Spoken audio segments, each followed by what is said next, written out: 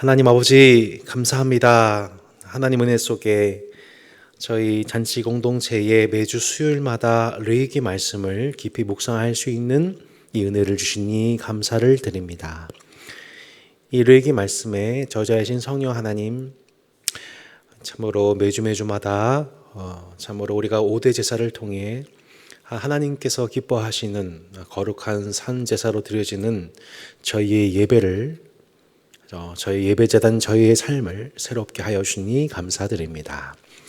하나님, 오늘 네 번째 위기를 통해 참으로 우리가 겪고 있는 현 시대와 우리 공동체를 또한 내 자신을 하나님 말씀 앞에 정직하게 비춘 시간 될 수 있도록 은혜 내려 주시기를 기도합니다.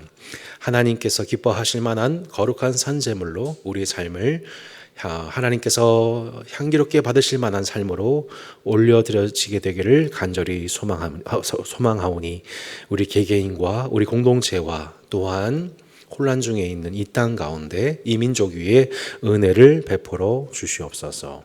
감사와 찬양 올려드렸고 살아계신 주 예수 그리스도 이름으로 기도합니다. 아멘. 하나님 말씀 레위기 4장 1절로 12절 그리고 5장 1절로 6절을 봉독하고 오늘 강의안과 함께 하나님 말씀 묵상하겠습니다. 레위기 4장 1절로 12절 한 절씩 교독하고 5장 보겠습니다. 여호와께서 모세에게 말씀하여 이르시되 이스라엘 자손에게 말하여 이르라.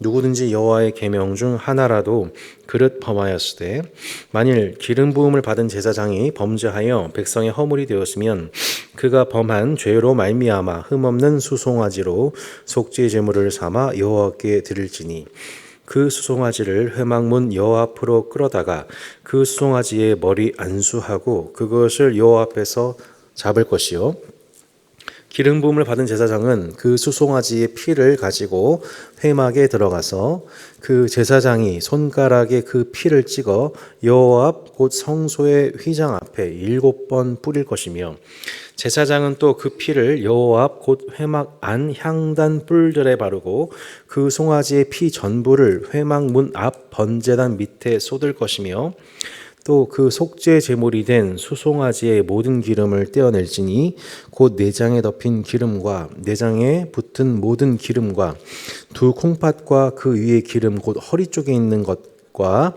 간에 덮인 커플을 콩팥과 함께 떼어내되 화목제 제물의 소액에서 떼어낸 같이 할 것이요 제사장은 그것을 번제단 위에서 불사를 것이며 그 수송아지의 가죽과 그 모든 고기와 그것의 머리와 정강이와 내장과 똥 곧 그 송아지의 전체를 진영 바깥 재에 버리는 곳인 정결한 곳으로 가져다가 불로 나무 위에서 사르되 곧 재 버리는 곳에서 불사를 지니라. 아멘.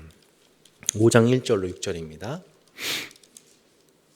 만일 누구든지 저주하는 소리를 듣고서도 증인이 되어 그가 본 것이나 알고 있는 것을 알리지 아니하면 그는 자기의 죄를 져야 할 것이요 그 허물이 그에게로 돌아갈 것이며 만일 누구든지 부정한 것들 곧 부정한 들짐승의 사체나 부정한 가축의 사체나 부정한 곤충의 사체를 만졌으면 부지중이라고 할지라도 그 몸이 더러워져서 허물이 있을 것이요 만일 부지 중에 어떤 사람의 부정에 다하는데 그 사람의 부정이 어떠한 부정이든지 그것을 깨달았을 때에는 허물이 있을 것이요 만일 누구든지 입술로 맹세하여 악한 일이든지 선한 일이든지 하리라고 함부로 말하면 그 사람이 함부로 말하여 맹세한 것이 무엇이든지 그가 깨닫지 못하다가 그것을 깨닫게 되었을 때에는 그 중 하나에 그에게 허물이 있을 것이니 이 중 하나의 허물이 있을 때에는 아무 일에 잘못하였노라 자복하고 그 잘못으로 말미암아 여호와께 속죄제를 드리되 양떼의 암컷 어린 양이나 염소를 끌어다가 속죄제를 드릴 것이요 제사장은 그의 허물을 위하여 속죄할지니라. 아멘. 오늘 레위기 4장 1절로 5장 13절까지가 오늘 함께 연구할 범위가 되겠습니다. 저희가 내 위기는 레위기로 어느 사석 한 자리에서 우스갯소리로 이렇게 드립으로 나왔던 그 용어가 놀랍게도 그 위기라고 하는 키워드를 가지고 레위기 전체를 좀 관통해 볼 수 있는 기회가 되었습니다. 첫 번째 위기를 여러분 기억하십니까? 네, 지금 거기 안 나와 있으면 저를 좀 봐주면 됩니다. 첫 번째 위기가 기억나시나요? 첫 번째 레위기 1장의 예배. 예. 갑자기 저도 헷갈리네요. 예. 거짓 예배 위기였죠. 예. 그래서 참 예배와 거짓 예배가 레위기 1장을 기준으로 보면 형제를 위하여 자신의 피를 흘리는 향기로운 참 예배와 형제의 무죄한 형제의 피를 흘리는 거짓 예배, 이 두 가지가 참 예배와 거짓 예배의 분간이다. 그 분별력이 저희가 위기를 이겨낸 길이다 배웠고요. 두 번째 레위기 2장 통해서 저희가 변질된 교회의 위기였습니다. 그러니까 그 예배에 첨가가 되어야 될 것과 첨가되지 말아야 될 것들의 분별이 필요하다 배웠죠. 예. 그래서 뭘 넣지 말아야 돼요? 누룩과 꿀을 넣지 말아야 한다. 그리고 반드시 소금이 있어야 한다. 저희가 소재 통해서 예배는 많은 양이 중요한 게 아니라 정결함이 필요하다라는 것을 저희 소재 통해서 배웠고요. 그래서 교회는 그렇게 변질되어서는 안 된다. 물량공사가 되어서는 안 된다라는 걸 배웠습니다. 세 번째가 제가 화목제를 배웠습니다. 화목제. 그래서 깨어진 관계의 위기였죠. 형제와 화목하지 못하면서 하나님과 화목할 수 없다. 우리는 예수님으로 말미암아 하나님과 화목하게 되었음을 형제와 관계 속에서 확인하게 된다는 내용을 저희는 어제 배우게 되었죠. 오늘 네 번째 위기가 뭐냐면 리더의 범죄에 관한 교훈입니다. 어제 윤 대통령께서 마지막 탄핵 변론의 시간을 있었었고, 그래서 탄핵 소추권과 이제 또 형사법적인 부분 이 두 가지 재판이 동시에 이루어지고 있죠. 그래서 한 나라의 최고 권력자의 이 범죄 여부에 대해서 지금 이제 시시비를 가리는 과정 속에서 이 과정 자체가 지금 얼마나 참 이 나라 전체가 국민 전체가 곤욕스러움을 국가적인 위기를 겪고 있는 상황입니다. 그래서 오늘 이 리더의 범죄를 다루는 주제는 사실은 지금 현 시국을 보는 데 있어서 또한 한국교회 강단의 문제, 교회를 이끌어가는 리더십이 지금 문제를 많이 일으키고 있는 양상 속에서 오늘 이 문제는 너무나도 우리에게 주어지는 시대적 상황적 중요성이 있다고 볼 수가 있겠죠.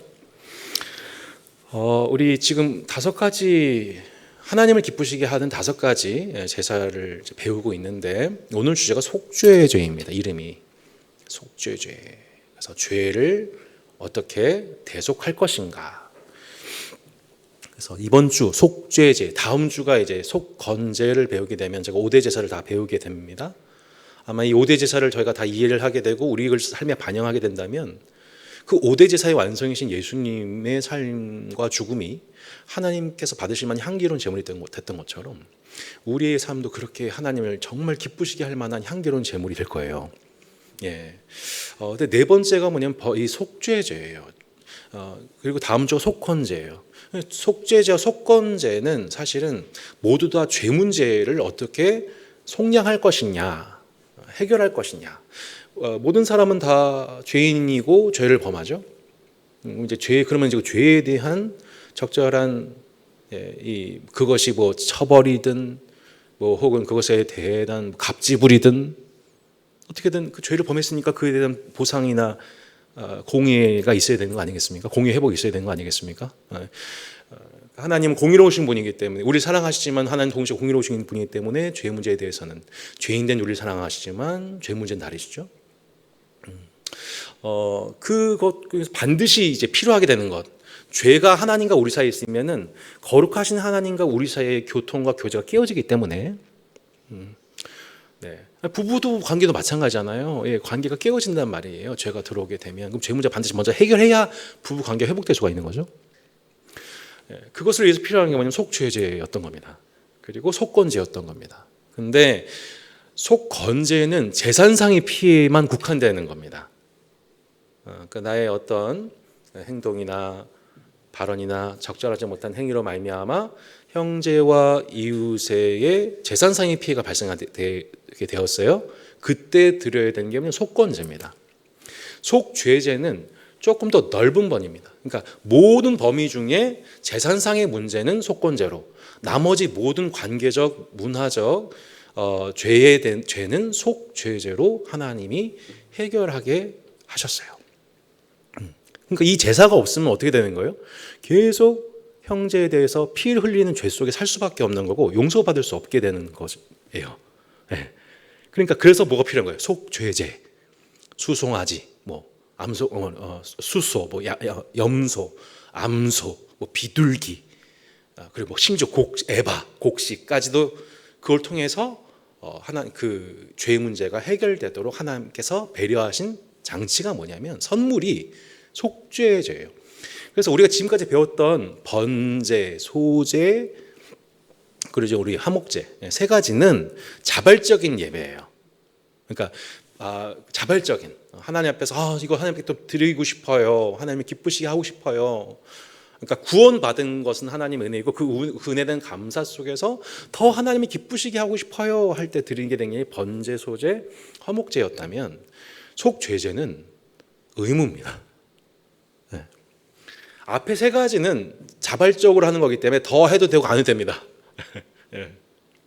근데 속죄제와 속건제는 의무예요. 이것이 없이는 하나님을 예배할 수가 없어요. 용서받을 수가 없어요. 그래서 예수님이 속죄 제물이 되신 거죠. 인간을 위한 속죄 제물이 되신 것이라고 볼 수가 있겠죠. 근데 이 말씀을 보면 첫 번째 케이스가 누구냐면 제사장입니다. 4장 2절 3절 이스라엘 자손에게 말하 이르라 누구든지 여호와의 계명 중 하나라도 그릇 범하였을 때 만일 기름 부음을 받은 제사장이 범죄하여 백성의 허물이 되었으면 그가 범한 죄로 말미암아 흠없는 수송아지로 속죄 제물을 삼아 여호와께 드릴지니. 자, 첫 번째 제사장입니다. 참 곤란한 상황입니다. 그러니까 한 나라의 사법 질서를 위해서 대통령과 또 입법기관과 사법기관이 세워졌는데, 예를 들어 대법원 쪽이, 예를 들어 경찰서가 혹은 국회가, 대통령이 범죄를 해요. 그 죄를 다루는 자들이, 한 나라의 사법을 수호할 자들이 범죄를 해요. 마찬가지로 제사장이 범죄를 해요. 제사장은 백성들의 죄를 위해서 중재하는 역할인데 제사장이 범죄를 해요. 뭐 교회로 치자면 성도들의 거룩을 위해 목회자와 우리 장로회가 있습니다. 성도들의 거룩을 위해서, 치리와 교훈을 위해서. 근데 목사와 장로가 범죄를 해요. 그럴 때는 결국에는 이제 상위 치리가 있죠. 시찰회, 또 노회, 심지어 총회. 예. 마치 그런 것처럼 제사장이 죄를 범한다. 어떻게 할 것이냐에 관한 하나님께 규정인 거죠. 그러니까 인간 제사장은 그렇게 범죄할 수 있는 가능성이 있다. 결코 신격화 될 수 있는 존재가 아닌 거죠. 그때는 수송아지를 잡고 그 희생으로 이 성소와 관련된 곳곳에 그 피를 뿌리거나 바르고, 그래서 그 제사장과 접촉한 모든 곳을 정결케 해야 되고, 그 남은 고기는 밖에서 다 소각하는 방식으로 수송아지 속죄의 방식으로 제사장이 용서받게 하셔서 다시 그 역할을 복귀할 수 있도록 하셨던 것을 보게 됩니다. 4장 13절에 보시면 만일 이스라엘 온 회중이 여호와의 계명 중 하나라도 부지 중에 범하여 허물이 있으나 스스로 깨닫지 못하다가 그 범한 죄를 깨달으면 회중은 수송아지를 속죄제로 드릴지니 그것을 회막 앞으로 끌어다가, 자, 이때 누가 도와요? 회중의 장로들이 여호와 앞에서 그 수송아지 머리에 안수하고 그것을 여호와 앞에서 잡을 것이요 기름 부음을 받은 제사장은 수송아지의 피를 가지고 회막에 들어가서 앞에 절차를 비슷하게 진행을 하게 됨으로 용서받게 하셨습니다. 그러니까 회중의 대표인 장로들, 저희가 실제적으로 대한예수교 장로회잖아요. 그러니까 실제적으로 성도들의 거룩, 성결, 건덕을 세우는 삶, 그래서 합당하지 못한 것에 대해서 함께 관여하는 자들로서 구약에 이스라엘 장로들이 있었었고, 신약에도 그 전통에 따라서 장로들이 각 교회마다 세워지게 되는 것에 대해서 저희 교회론 배우게 되지 않았습니까? 그래서 그 제물의 희생을 통해서 결국 회중들도 용서를 받게 되는데, 표현이 만일 이스라엘 온 회중이라고 나와 있습니다. 그러니까 이스라엘 온 회중이 범죄했을 때예요. 이해가 되시죠? 아까는 제사장이었어요. 그러니까 제사장 개인이죠. 근데 희생 제물이 똑같아요. 여기는 제사장 한 명이고 여기는 뭐냐면은 이스라엘 온 회중이에요. 근데 수송아지를 잡는 게 똑같아요. 그러니까 죄의 비중이 맞먹는 거예요. 그러니까 지도자 한 사람의 범죄가 온 이스라엘 회중의 범죄랑 맞먹는 거예요. 그러니까 다윗이 범죄를 한단 말이에요. 두 번 범죄하거든요. 그러니까 성범죄하고요. 그다음에 살인 방조하고요. 그러니까 여기 이제 한 페어였고요. 나중에 인구조사, 하나님 앞에 마음이 교만해가지고 인구조사하면서 자신을 자랑해요. 그러다가 이제 하나님께 징계를 받게 되는데, 한 번은 그 다윗의 온 집안, 그리고 자신의 아들 압살롬의 반역 통해서 이스라엘 쑥대밭이 한번 되고요. 두 번째는 인구조사 후에 이제 하나님께서 세 가지 종류의 이제 그 징계를 제안하시고 하나 선택해서 온 나라가 그를 또 뒤집었어요. 희생을 당해요. 그러니까 죄에 대해서는 반드시 이런 식으로 사랑하신 자들에게 징계를 베푸세요. 다시는 죄를 범해서는 안 되기 때문에. 그게 아버지의 칠이죠. 그러니까 그러니까 이 다윗 한 사람의 범죄인데 그게 대가를 온 집안, 온 나라가 겪어요. 거꾸로 온 이스라엘이 죄를 범하면 그 죄를 대해서 모세가 기도하고 용서해달라고 빌잖아요. 그러니까 이제 거의 이제 양쪽이 있는 거죠. 지도자의 범죄, 그 다음에 뭐예요? 온 이스라엘 회중의 범죄. 서로 질문을 이렇게 그 정도. 근데 희생 제물은 수송아지 똑같아요. 자, 그 다음 이제 족장입니다. 4장 22절 보면, 만일 족장이 그의 하나님 여호와의 계명 중 하나라도 부지 중에 범하여 허물이 있었는데 그가 범한 죄를 누가 그에게 깨우쳐 주면 그는 흠없는 숫 염소를 예물로 가져다가, 그러니까 수송아지에 비하여서 한 단계 좀 낮은, 그러니까 염소한테는 좀 미안한 얘기지만, 이게 뭐 갑으로 치자면 훨씬 더, 양으로 치자면 훨씬 더 이제 좀 낮은 비중 아니겠습니까? 숫 염소의 희생이었고요. 4장 27절 보시면, 만일 평민의 한 사람이 여호와의 계명 중 하나라도 부지 중에 범하여 허물이 있었는데 그가 범한 죄를 누가 그에게 깨우쳐 주면 그는 흠없는 암염소를 끌고 와서, 여기서 암염소 나오죠. 또 암양이 나옵니다. 그리고 5장 7절부터 보세요. 만일 그의 힘이 어린 양을 바치는데 미치지 못하면, 곧 가난한 사람이죠. 미치지 못하면 그가 지은 죄를 속죄하기 위해서 산 비둘기 2마리나 집 비둘기 새끼 2마리를 여호와께로 가져가되 하나는 속죄 제물을 삼고 하나는 번제 제물을 삼으러 나와 있죠. 계속 하나님이 뭘 이제 경제적인 부분 이제 배려하시는 걸 보게 되죠. 그러니까 그가 감당할 수 있는 최선의 제물, 최선의 희생이에요. 마지막으로 11절, 만일 그의 손이 산 비둘기 2마리나 집 비둘기 2마리에도 미치지 못하면 그의 범죄를 말미암아 고운 가루 10분의 1 에바를 예물로 가져다가 속죄 제물로 드리라, 이렇게 나와 있죠. 그러니까 우리는 피의 희생으로 말미암아, 피 때문에 용서받는 게 아니고, 그러니까 피 자체가 효력이 있는 게 아니고, 고운 가루도 뭐예요? 희생이에요. 우리 두 번째 제사인 소제도 마찬가지죠. 피의 제사가 아닌데 하나님 기쁘게 받으시잖아요. 왜요? 거기에 예배자의 희생이 담겨져 있으니까. 예배자를 위한 희생이 담겨져 있으니까. 그러니까 고운 가루까지도 다 희생으로 여겨셔서 그게 속죄의 효과가 나타나게 하시는 거죠. 그러니까 은혜는 누구에게 말미암는, 피 자체 혹은 제물 자체에 있는 게 아니라 하나님의 은혜로 우리는 용서받습니다. 그죠? 하나님의 은혜가 우리를 용서받게 하시는 거죠. 자, 그렇게 하나님께서는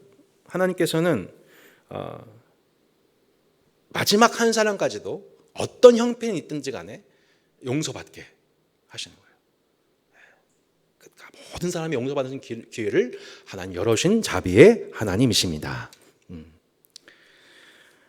자, 그런데 이 과정 속에서 여러분 혹시 한 가지 발견하셨습니까? 이 속죄제의 과정 속에서 정말 중요한 원리가 있습니다. 이래서 우리를 교회로 부르셨구나를 발견하게 되는 부분인데요. 그게 뭐냐면 속죄제는 대부분 다 뭐냐면 부지 중에 범한 죄들입니다. 네. 그러니까 깨닫지를 못하고 이게 죄인지도 모르고 막 죄를 범해요. 근데 그러다가 그 개인이 죄를 어느 순간 깨닫는 거예요. 어떤 이제 교수님이 그렇게 표현하셨는데, 내가 막 핸드폰을 하고 막 무심결에 막 이렇게 횡단보도를 건너갔어요. 나 알고 봤더니 빨간불이었어요. 그런데 이제 나중에 그걸 돌아보니 빨간불이었던 거예요. 그러죠. 아이고 내가 잘못했네. 깨닫는 거죠. 여러분 어떻게 하실래요? 경찰서에 빨리 연락해가지고 저 죄송해요. 이렇게 하시나요, 여러분? 안 맞다 그러시나요? 근데 이런 경우도 있지만 내가 그때 잘못했구나 내가. 혹은 뭐 운전하다가 저 사람 막 욕했어요. 이렇게 끼어든 사람. 근데 나중에 아이고 하나님 보셨는데 하면서 글적글적하면 하나님 죄송해요. 이 부지 중에 범한 죄를 뒤늦게 깨달아요. 얼마나 그런 경우 많냐고요, 우리가. 그러니까 고의로 죄를 범하는 건 사실은 레위기에 보면은 거의 용서가 안 되는 겁니다. 그러니까 엄청 큰 죄예요. 그러니까 우리도 고의로 죄를 범할 때가 있죠. 근데 대부분은 뭐예요? 부지 중에 죄인지도 모르고 내 억한 감정 때문에, 평상시 좋지 않은 감정 때문에, 혹은 내 연약한 습관과 성격 때문에 부지 중에 한단 말이에요. 그럼 나중에 깨닫죠. 이게 얼마나 많냐고요. 그러니까 하나님이 참 우리를 너무 잘 아시잖아요. 그런데 그런 경우가 아니라 그 무심결에 건너왔는데 그거를 지켜보고 있던 누가 야, 너 빨간불인데 건넜어. 이게 공동체인 거예요.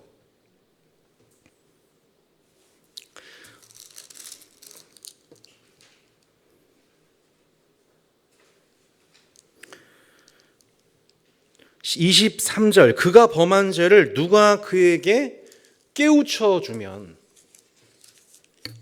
이렇게 나와 있죠. 대부분 우리는 그렇게 부지 중에 죄를 범하고 하나님이 우리에게 주신 양심을 따라 그것을 깨닫게 하십니다. 그러니까 하나님이 우리에게 주신 가장 큰 선물은 양심입니다. 그죠? 이따 양심 얘기 다시 할게요.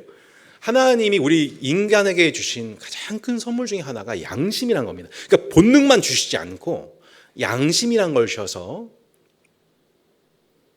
본능대로만 살고 내 감정대로만 살고 내 생각대로만 살고, 그래서 하나님을 욕되게 하거나 이웃에 대해서 피를 흘리게 한 것에 대해서 깨우치도록 양심을 주셨어요. 근데 그 양심으로도 깨닫지 못하는 가운데 있을 때 하나님이 그들이 범죄에서 벗어나도록 예비하신 선물이 공동체인 거예요, 결국. 늘상 말씀드리잖아요. 나는 자연이다. 엄청 저도 좋아하지만 산골에서 혼자 살면 얼마나 위험한지. 이 도시 생활을 벗어나서 혼자 시골 생활을 한다고 생각해 보세요. 더 많은 범죄의 가능성 속으로 들어가게 되는 거죠. 우리를 지켜주는 게 사실은 도시라는, 또 혹은 또 교회라는 공동체죠. CCTV가 곳곳에 이렇게 설치되어 있고요. 잘못했었을 때 그것에 대해서 적절하게 통제해주는 경찰과 사법기관이 보호해주고 있기 때문에 그 공동체 내에서 사실은 저희가 그나마 이 정도 살아가는 거예요. 교회 공동체 또한 마찬가지인 거죠. 그렇게 양심으로 스스로 깨달으면 가장 아름다우나 그것을 깨닫지 못할 때에는 그것을 깨우쳐 주는 곳, 그리하여서 하나님 앞에 합당한 예물을 드리고 속죄제물, 예수님을 의지해서 죄를 용서받고 형제와 화목할 수 있도록 돕는 곳, 그게 바로 교회의 공동체인 거죠. 지난 주일에도 한 분이, 저희 세 가족 한 분이 그런 얘기를 하시더라고요. 거의 말씀 앞에 자신이 난도질 되는 것 같았다. 설교를 듣는 동안에 제가 그 얘기를 듣고서 또 되게 인간적으로 되게 죄송해지더라고요. 근데 그 말씀에 난도질 당하는 것 같은 것 가운데에서 하나님이 자기의 위선들을 너무 많이 드러내셔서 고통스러웠는데 그것이 감사하다라는 얘기를 하셨죠.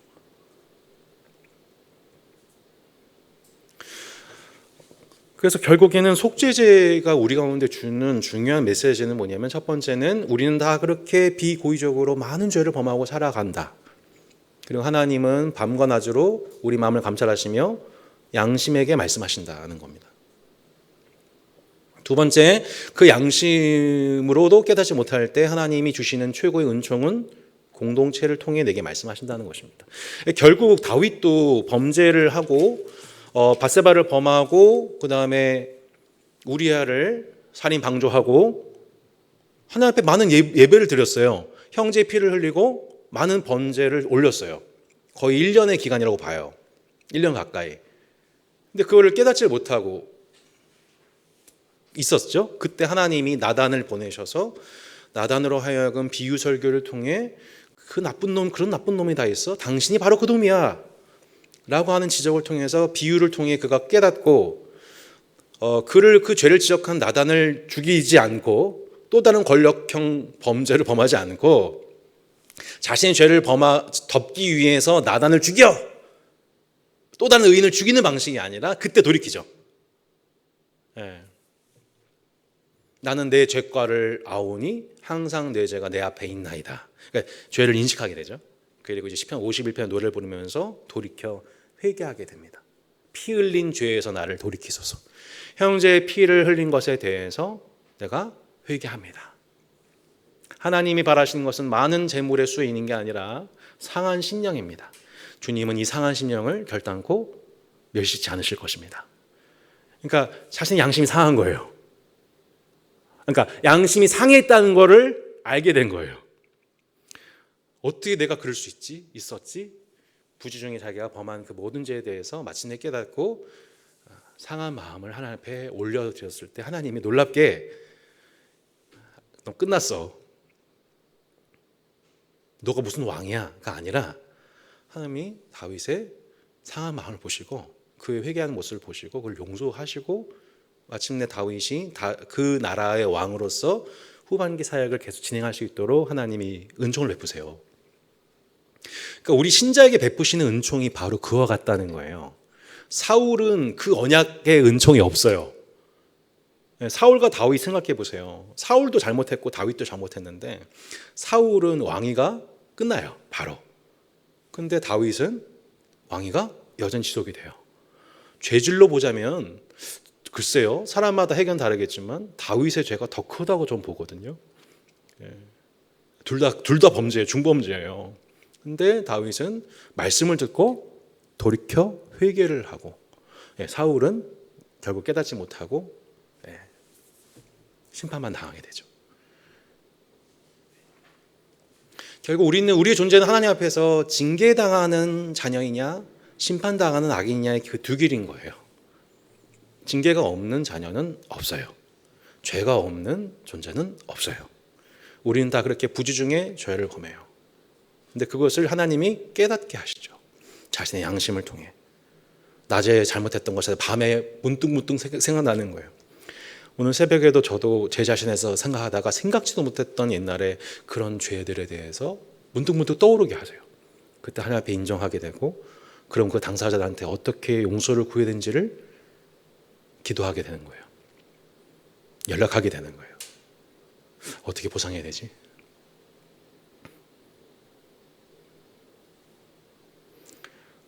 그것이 우리 하나님께서 우리 각 양심과 교회 공동체를 통해서 우리를 거룩하게 하셔서 하나님과 화목하게 하시는 그 예배가 속죄죄인 거예요.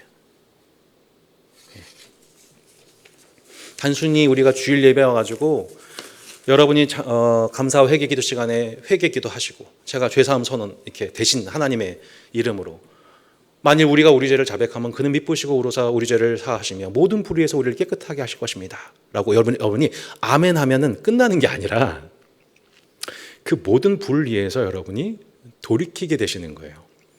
여러분 개개인의 양심에 깨닫는 바를 입으로 시인할 뿐 아니라 실제로 삶 속에서 회개에 합당한 열매를 거두는 과정을 통해 하나님께 영광을 돌릴 때 하나님이 야 향기롭다, 정말 향기롭다, 내가 너의 예배를 기뻐 받았다, 축복한다. 네. 하나님과 우리 사이가 그렇게 이제 화목하게 되는 것이죠.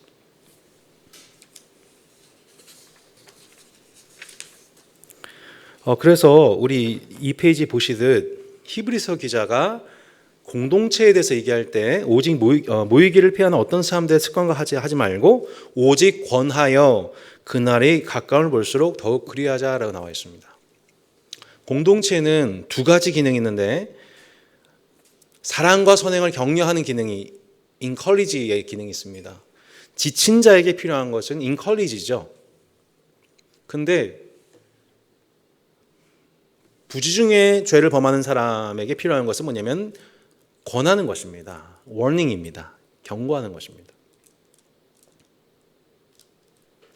그러니까 교회 공동체를 살아간다고 하는 것은 두 가지에 적극 기여한다는 것을 의미합니다. 지쳐있는 자에게는 격려하는 겁니다. 잘하고 있어. 최선을 다했어. 다시 힘내자. 인커리지입니다. 근데 오직 권한다는 것은 뭐냐면 부지중에 범하고 있는 것에 대해서 깨닫게 하는 것입니다. 그래서 다시는 그 죄를 범하지 않도록 하는 것입니다. 지금 3번으로 자연스럽게 연결되지만 우리는 부지중에 죄보다 더 큰 죄가 있는데 방관하는 것입니다.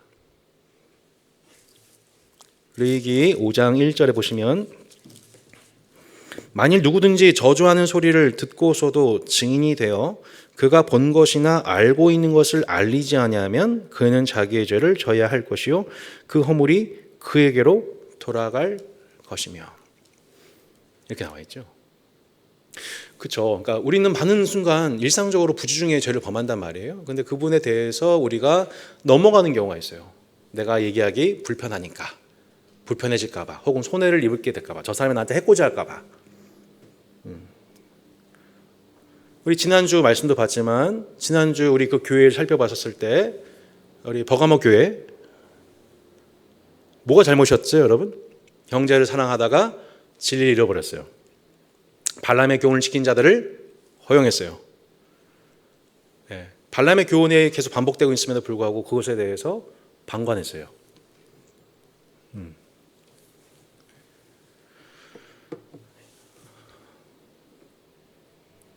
그래서 이 말씀에 보면 이렇게 나와 있죠. 도둑과 짝한 자는 자기 영혼을 미워한 자라 그는 저주를 들어도 진술하지 아니하느니라.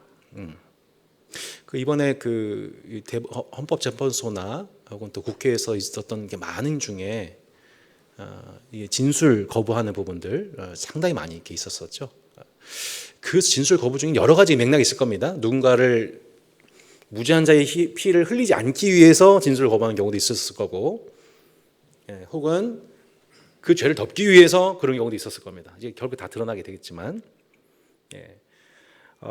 그렇게. 근데 그게 도둑과 짝하는 경우라면 명백한 범죄자를 위해서 진술을 거부하는 것은 죄인 겁니다. 그러니까 부지중에 죄보다 더 큰 죄는 뭐냐면 알고도 그것을 방치하는 죄라고 얘기하고 있는 거죠. 그래서 오바댜서도 보면 내가 형제의 날 곧 그 재앙의 날에 방관할 것이 아니며 환난을 당하는 날에 내가 그 고난을 방관하지 않을 것이며 이렇게 말씀 나와 있습니다. 그러니까 그 에스겔서 말씀에도 보면 3장 17절로 21절 나와 있죠. 에스겔서 3장 17절로 21절에 보면 에스겔에게도 이런 말씀을 하세요. 인자야 3장 17절로 21절에 보면 인자야 내가 너를 이스라엘 족속의 파수꾼으로 세웠으니 너는 내 입의 말을 듣고 나를 대신하여 그들을 깨우치라. 가령 내가 악인에게 말하기를 너는 꼭 죽으리라 할 때에 내가 깨우치지 아니하거나 말로 악인에게 일러서 그의 악한 길을 떠나 생명을 구원하게 하지 아니하면 그 악인은 그의 죄악 중에서 죽으려니와 내가 그의 핏값을 내 손에서 찾을 것이라.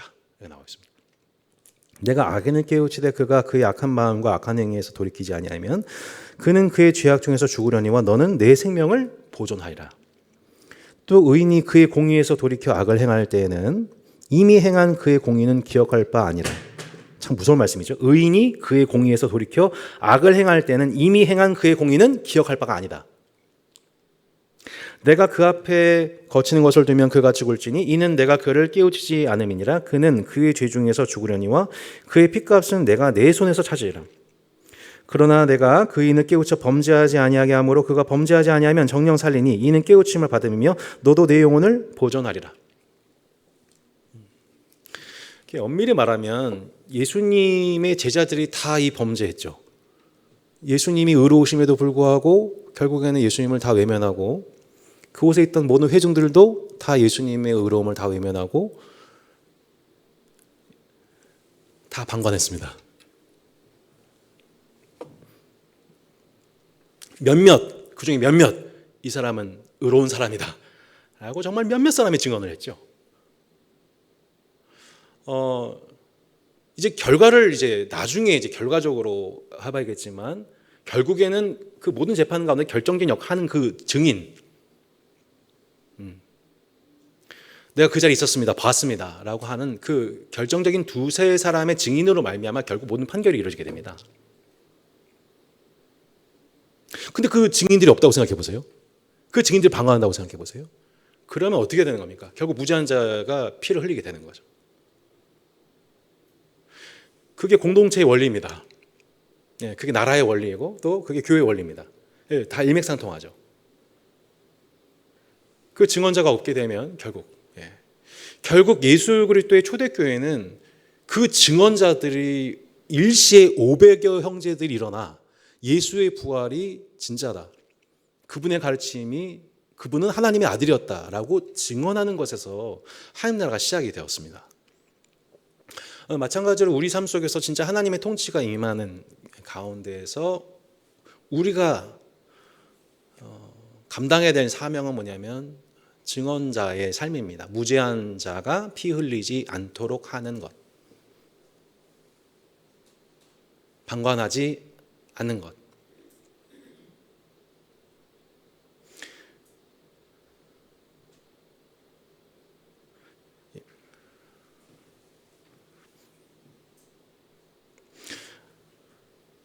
구약의 그 시대에 어두우면 어두울수록 방관의 죄가 심해지게 되고요. 시대가 어두우면 어두울수록 그 선지자 한 사람이 너무 소중합니다. 이번 주 보게 될 아합과 이세벨 왕조 가운데에서 엘리야 그리고 숨어있는 선지자들, 결국 그 시대의 빛이었던 겁니다. 그 세대의 그 왕과 그 왕의 아내의 죄악에 대해서 방관하지 않은 자, 엘리야, 엘리사 선지자들, 내에 의해서 하나님 나라가 보존이 되는 것이거든요. 그러니까 시대든 사회든 교회든 방관하는 죄가 사실 더 큰 죄로 인식될 수 있다는 것입니다. 그 밖에 이제 속죄죄는 그 공동체의 여러 영역 속에서 우리가 항상 범하는 것이 죄이기 때문에, 그리고 그 죄를 깨닫고 돌이키게 하는 데에 공동체적 정화 기능이 있기 때문에, 성결 기능이 있기 때문에 여러 케이스, 이건 생활 전반, 예를 들어서 산모의 산후 정결이라든지 또 유출병 문제라든지 악성 피부병, 지금 우리가 쓰지 않는 나병의 표현을 적절하지 안 썼습니다만, 이러한 이제 그 개개인의 정결의 문제에만 국한되는 것이 아니라 공동체적 행사, 곧 제사장 임직, 레위인 임직, 나신서원 등 그 공동체를 이끌어가는 리더십들, 임직자들, 물돈 하인들의 임직을 앞두고 매우 중요하게 이루어졌던 일이 뭐냐면 바로 속죄제였던 겁니다. 앞에 있는 리더들이 죄의 문제에서 자유롭지 못하게 되는 그 순간 다윗 한 사람의 죄가 이스라엘 전체로 영향을 미치게 되기 때문에 리더의 범죄는 리더 개인으로 끝나지가 않고 그 영향력이 너무나도 막중하고 엄중하기에 예를 들어서 제가 이 강단에서 하나님 말씀 외에 엉뚱한 얘기를 하게 되어서 비성경적인 얘기를 하게 되는 그 순간, 그리고 여러분들이 그것에 대해서 아멘하고 무분별하게 아멘하고 그것을 받아들이게 되는 순간 여러분이 결국 위선자들이 되는 거거든요. 그럼 그 책임이 제가 져야 될 책임이 너무 큰 겁니다. 예를 들어서 그렇게 노회장님, 교단장님, 뭐 교회 대표, 뭐 한 나라의 뭐 국회의원, 위정자, 뭐 말할 것도 없죠. 예. 그래서 그런 얘기를 하잖아요. 웬만하면 리더 되지 말아라고 이런 얘기가 나올 정도로 이 리더가 갖고 있는 영향력은 너무나도 엄중해서, 그러니까 리더가 되고자 하는 자는 얼마나 단련되어야 하는지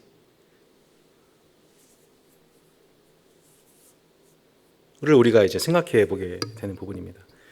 근데 이 속죄제의 영역 속에서 특별히 제사장 부분을 저희가 유심히 볼 필요가 있습니다. 제사를 담당하는 대제사장과 제사장들, 이 범죄에서는 어떻게 해야 되는 거냐 했었을 때 다음과 같은 절차를 감당하게 하므로 그들도 죄에서 돌이킬 수 있는, 용서받고 다시 감당할 수 있게 하는 기회를 허락하신 것을 저희가 이제 보게 되죠.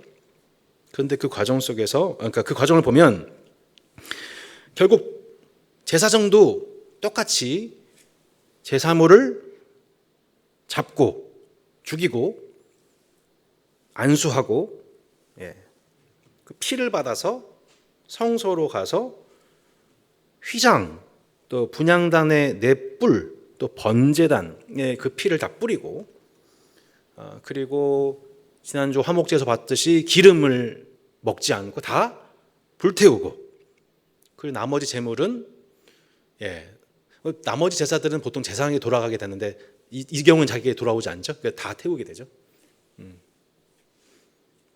정결한 곳에 태우는 방식을 통해서 용서를 받게 됩니다. 그런데 그 레위기 16장, 레위기 8장인가요? 보시면 그 제사장을 성결하게 하는 과정 속에서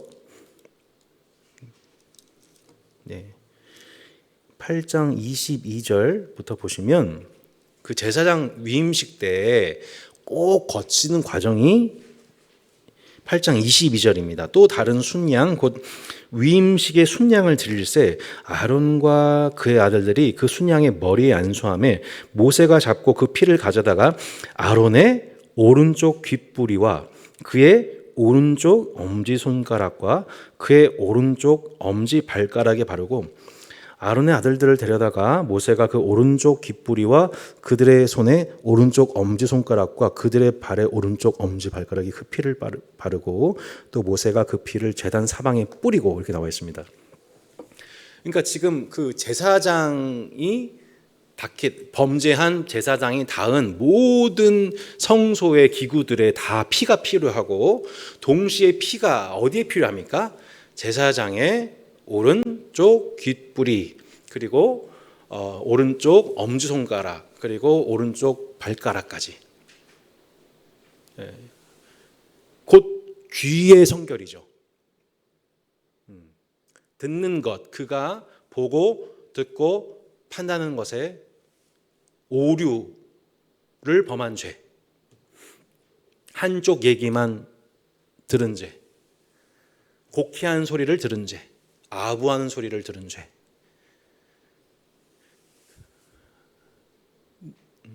그 귀가 정결하지 못했던 그 모든 죄에 대해서 피를 발라줍니다.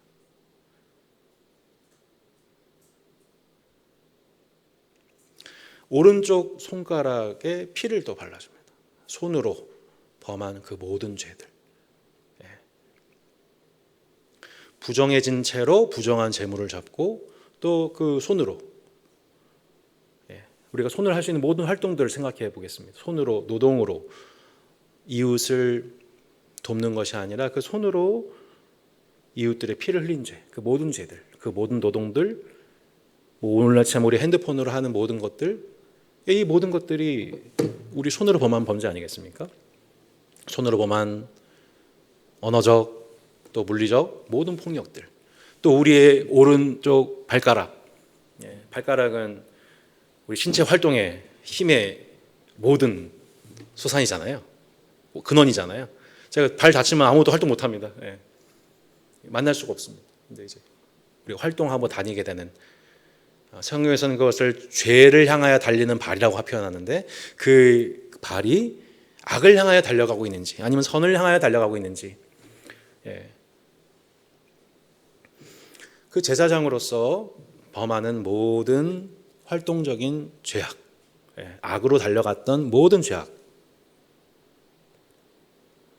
대해서 제물의 피를 발랐던 것이죠.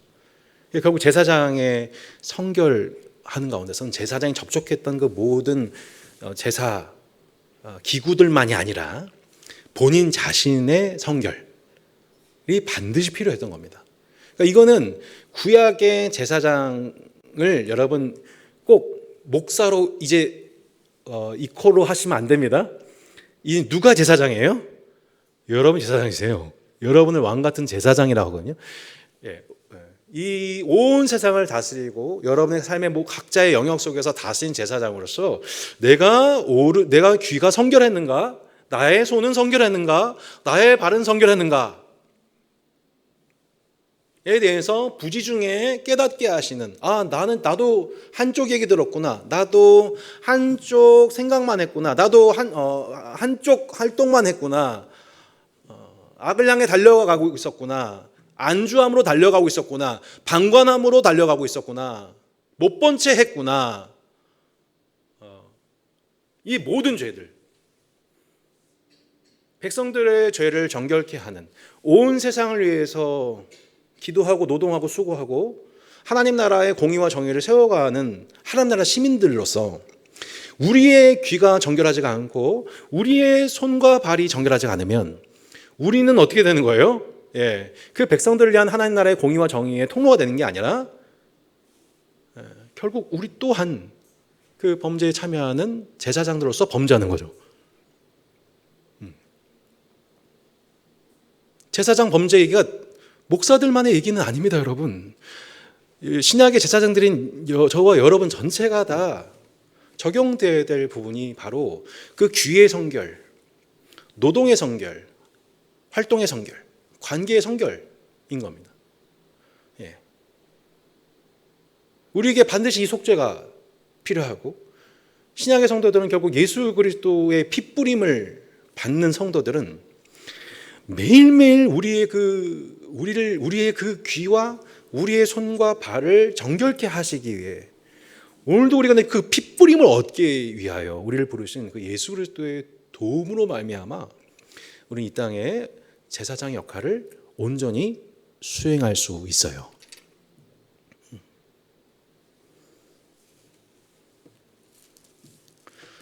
이 속죄가 없이는 결단코 하나님과 화목할 수도 없고 결단코 세상과 하나님을 화목하게 할 수가 없다.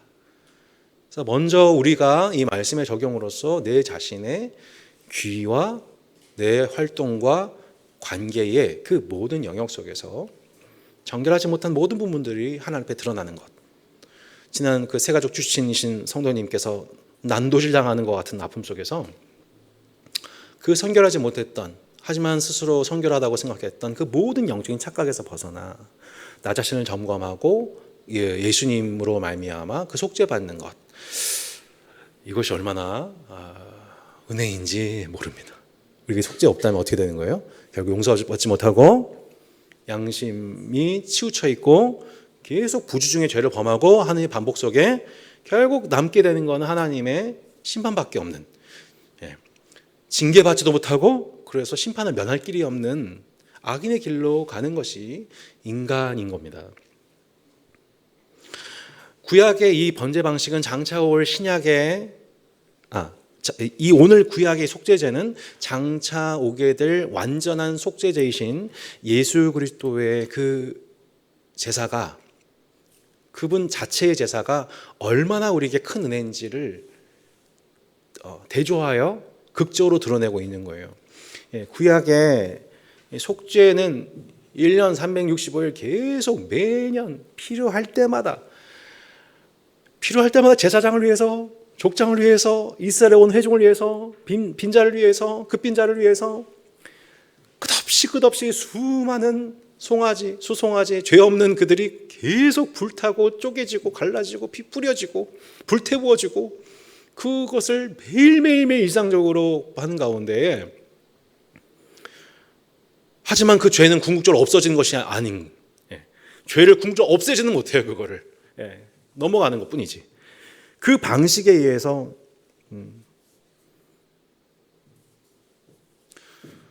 내가 죄인이지 하면서 한평생. 그런데 참 속죄자이신 예수 그리스도께서 오셔서 우리의 단 한 번의 십자가의 속죄를 통해, 완전한 그 속죄를 통해 단번에 우리 인생의 모든 죄, 내 모든 죄,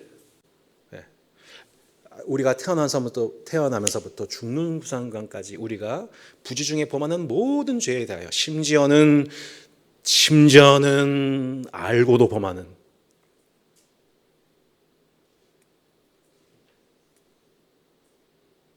잘 구분하셔야 됩니다. 그래서 저희가 성령을 회방해서는 절대로 안 됩니다. 잘 분간하셔야 돼요. 그 우리가 범죄하는 모든 죄, 우리는 하나님 말씀을 알고 있잖아요. 그러니까 믿지 않는 분들은 하나님 말씀 모르고 범죄한단 말이에요. 근데 우리는 하나님 말씀 알아요. 알고 범해요. 더 큰 죄예요. 우리 믿지 않는 분들은 불신자, 죄인, 죄 가운데 있는 자들 이런 식으로 막 자기를 되게 의롭다고 생각하고 이렇게 하시는 분들 많으시는데, 경계하셔야 됩니다. 그런 태도는. 우리는 더 큰 죄를 범할 수 있는 사람들이에요. 모르고 범하는 자, 알고 범하는 자. 다르죠, 죄질이. 알고 그런 거냐, 모르고 그런 거냐에 따라서 죄질은 엄청난 차이가 있는 것처럼,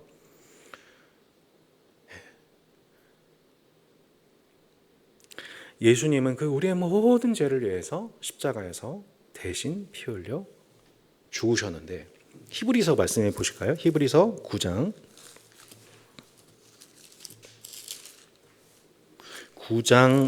12절로 14절, 11절부터 보겠습니다. 11절로 14절. 그리스도께서는 장래 좋은 일의 대제사장으로 오사 손으로 짓지 아니한 것 곧 이 창조에 속하지 아니한 더 크고 온전한 장막으로 말미암아 염소와 송아지의 피로 하지 아니하고 오직 자기의 피로 영원한 속죄를 이루사 단번에 성소에 들어가셨느니라. 염소와 황소의 피와 및 암송아지의 죄를 부정한 자에게 뿌려 그 육체를 정결하게 하여 거룩하게 하거든 하물며 영원하신 성령을 말미암아 흠없는 자기를 하나님께 드린 그리스도의 피가 어찌 너의 양심을 죽은 행실에서 깨끗하게 하고 살아계신 하나님을 섬기게 하지 못하겠느냐. 아멘. 곧 그리스도의 피가 뿌려지는 곳은 이 교회 예배당 곳곳이 아니라 어디예요? 예배자의 양심인 겁니다. 그리스도의 피가 무뎌진 신자의 죽은 양심을 깨워 그 말씀 앞에 자신의 혼과 영과 관절과 골수를 찔러 쪼개고 우리의 마음의 생각과 뜻을 밝히 드러내는 그 일로 말미암아 내가 범죄한 거네, 내가 저 사람을 지적했는데 알고 보니 내가 잘못한 거였네. 내가 저 사람을 죄인으로 몰아가서 내가 살고자 했던 거였네. 그 동기를 드러내시는 거죠. 그런 사람이 진짜 복받은 사람이라고 하는 겁니다. 죄를 안 짓는 사람은 아무도 없습니다. 우린 누구나 다 권력을 줄수록, 돈을 많이 벌수록, 내게 기회가 많아질수록, 권력과 힘과 명예가 많아지게 되면 좋죠. 근데 그만큼 그것을 가지고 악을 범할 수 있는 기회도 많습니다.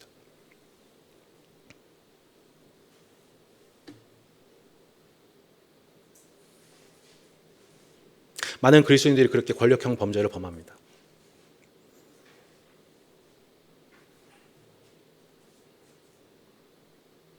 근데 놀랍게도 하나님이 다윗을 용서하시고 돌이킬 수 있는 기회를 주신 것처럼 그 죽은 양심에서 벗어나게 하시는 그리스도의 피로 말미암아 신약교회는 완전 무흠한 정결한 그런 완전 영화된 공동체가 아니라 그런 죄를 범하는 다윗과 그로 인해서 무죄한 피를 흘리는 우리아의 호소와 또한 그 가운데 있는 또 다른 피해자요, 어떤 이는 가해자 동범으로 해석하는 밧세바의 그 피비린내 나는 현실 속에서 우리가 교회 생활을 하고 있는 것입니다. 우리를 복되다 하는 것은 우리가 죄를 범하지 않는 존재가 되어서가 아니라 우리가 죽은 양심 속에 죄를 범한 다윗임을 인정하고 나단이 깨우칠 때 그것을 깨우쳐 마침내 죽은 양심에서 벗어나고 다시 하나님을 섬길 수 있다는 점에서 그것이 구원받은 성도들이 받은 복인 것입니다.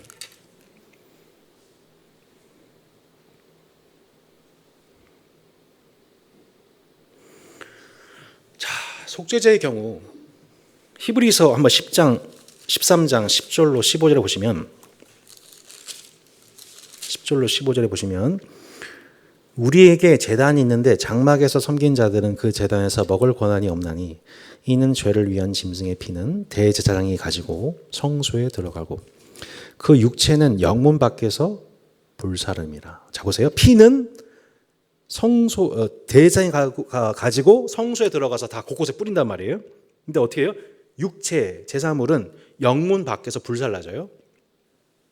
그러므로 예수도 자기 피로써 백성을 거룩하게 하고 희생 제물이 되셔서 그 핏뿌림을 하셨다는 거예요. 그런데 그 몸은 어떻게 되셨어요? 성문 밖에서 고난을 받으셨다라고 말씀하고 있죠. 그런즉 우리도 그의 치욕을 짊어지고 영문 밖으로 그에게 나아가자. 아멘. 자, 속죄를 받았다는 것의 더 깊은 의미는 뭐냐면 그렇게 또 죄 용서 받고 다시 제사장의 기능 감당하고 또 다시 또 죄를 범하고 제사장의 역할을 감당하고 이 무한 반복이 아니라 어떻게 된 거예요? 그 핏부림을 받은 자로서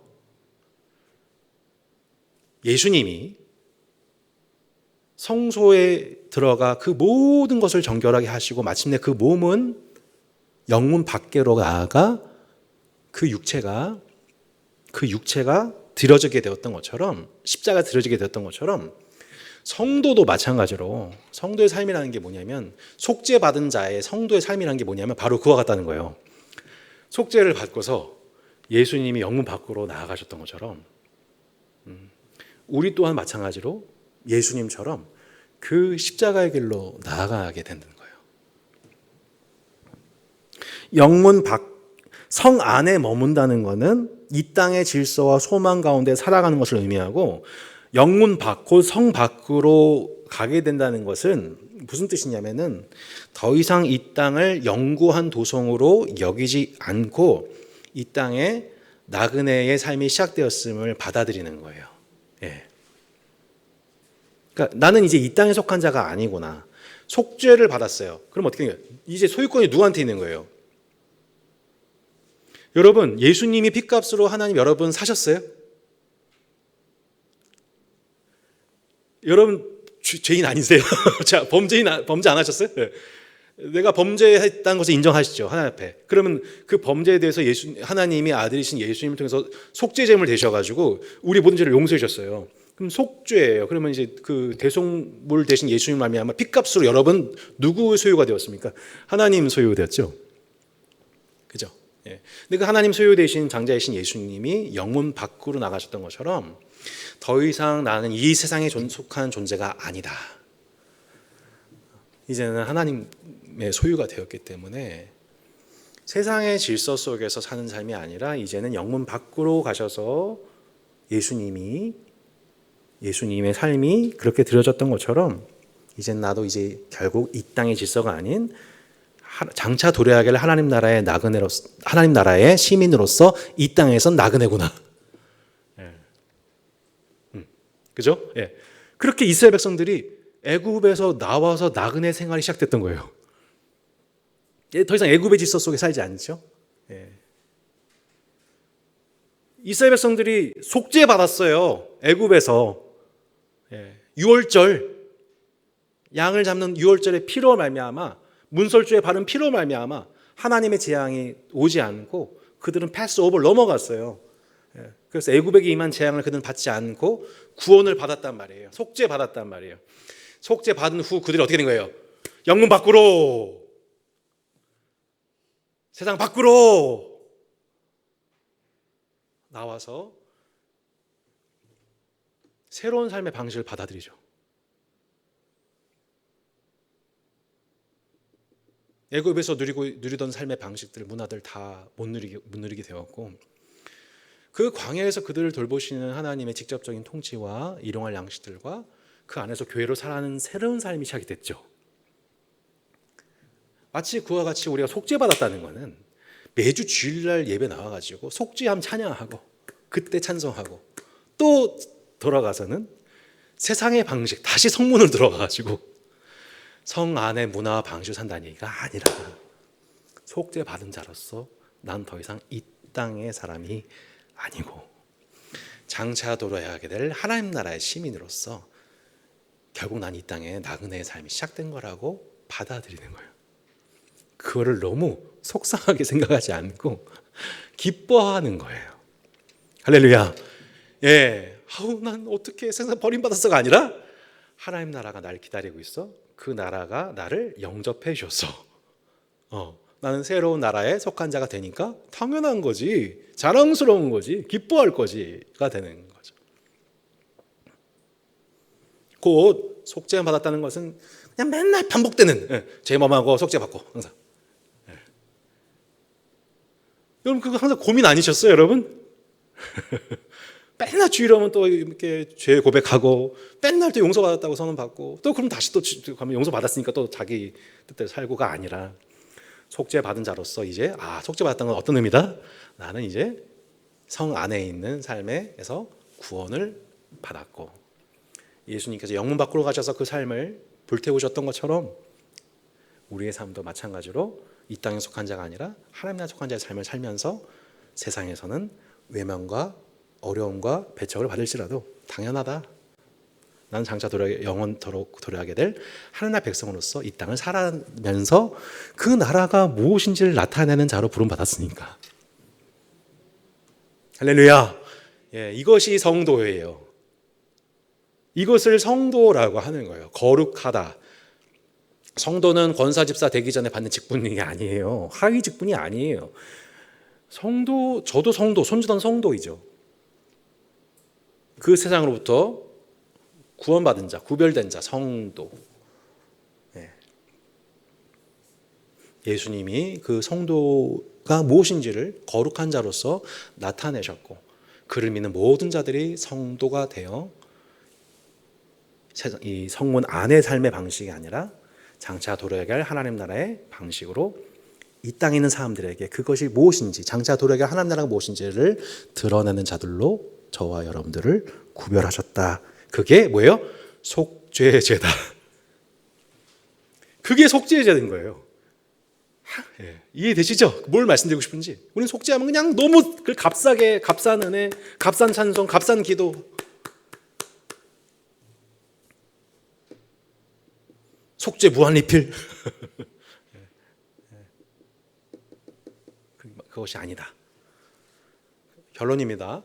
결국 지금 교회와 국가의 위기, 이건 뭐 지금 얘기가 아니라 시대를 막론하고 어떤 공동체, 어떤 나라에도 다 적용되는 얘기로서 직분자, 리더십의 범죄 이슈는 지금도 있고 앞으로도 있을 겁니다. 5가지를 기억해야 됩니다. 첫 번째, 직분자에게는 더 높은 도덕성이 요구된다. 더 많은 절제력이 요구된다. 마찬가지죠. 목사님, 장로님, 권사님, 집사님 임직 받으신 교회를 담당하신 분들은 당연히 그리고 신앙생활을 10년, 20년, 30년, 40년 했다면 그에 걸맞게 당연히 그만큼의 도덕적인 열매가 나타난 게 당연하지 않겠어요? 예. 우리가 믿는 분이 하나님이시고 예수님이신데 그분을 오래 뵙고 그분을 오래 더 많이 알면 알수록 그분을 사랑할수록 그분의 형상을 닮아 더 많은 열매를 나타내는 것이 정상인 거죠. 그리고 그런 분들이 열매를 보고 교회에서 엄격한 기준에 따라 직분자로 세워서 교회와 사회에 건덕을 세우게 하는 거죠. 따스한 교회는 지금도 계속 검증기관인 것 같아요. 많은 교회들이 빨리 임직을 해야 된다. 또 많은 목사님들께서, 선배님 목사님들께서 얘기를 하시거든요. 계속 주저주저서가 돼요. 내가 혹은 우리 분들이, 우리 성도분들이 어떤 분인지 충분한 검증되지 않고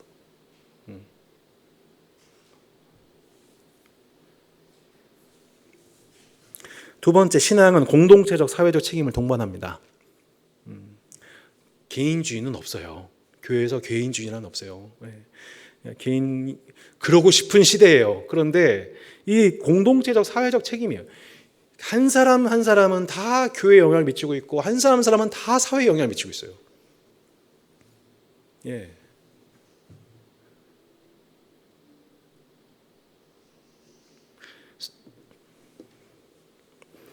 세 번째, 성령님은 그래서 우리 안에 부지 중에 범한 모든 죄를 깨닫고 회개케 하신다는 거예요. 대인관계 속에서 우리가 범했던 실언, 거짓 맹세, 위증, 방관, 부정한 접촉, 깨끗하지 못한 관계, 이거 하나하나 다 감찰하세요. 꼼짝 마요, 꼼짝 마. 교회는 동호회도 아니고 친목 집단도 아니고 지역 이익단체도 아닙니다. 거룩한 성도들의 모임입니다.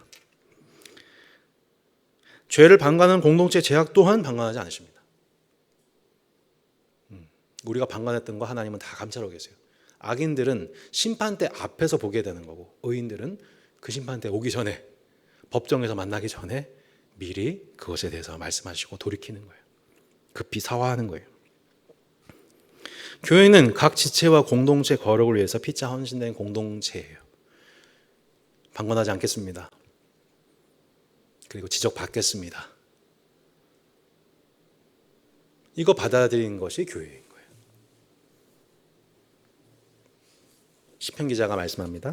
자기 허물을 능히 깨달을 자 누구리요? 나를 숨은 허물에서 벗어나게 하소서. 또 주의 종에게 고의로 죄를 짓지 말게 하사 그 죄가 나를 주장하지 못하게 하소서. 그리하면 내가 정직하여 큰 죄가에서 벗어나겠나이다. 아멘. 이것이 속죄제의 제사를 드리는 성도의 가슴 떨리는 실존적인 기도인 것입니다. 그래서 오늘 하나님 앞에 기도할 때 우리는 다 그렇게 부지 중에 범죄하는 자들임을 인정하는 기도. 그리하여 공동체가 필요한 존재임을 받아들이는 기도, 방관하지 않고 죄를 지적받는 것에 대해서 기분 나빠하지 않고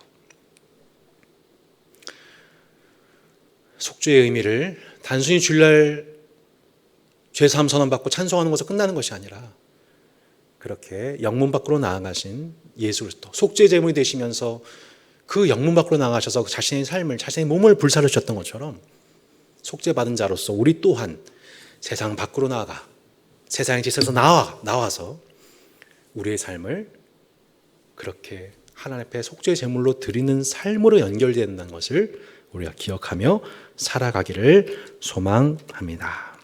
우리 함께 먼저 내 자신과 놓고 하나님 아버지 앞에 우리가 그렇게 숨은 허물에서 벗어나는 부지한 죄 중에 범한 죄악들을 돌이키게 하시는 성령님의 은혜 가운데 날마다 충만케 거룩해 성결케 하여 주옵소서. 우리 함께 먼저 내 자신에 놓고 우리 함께 기도한 시간 갖도록 하겠습니다.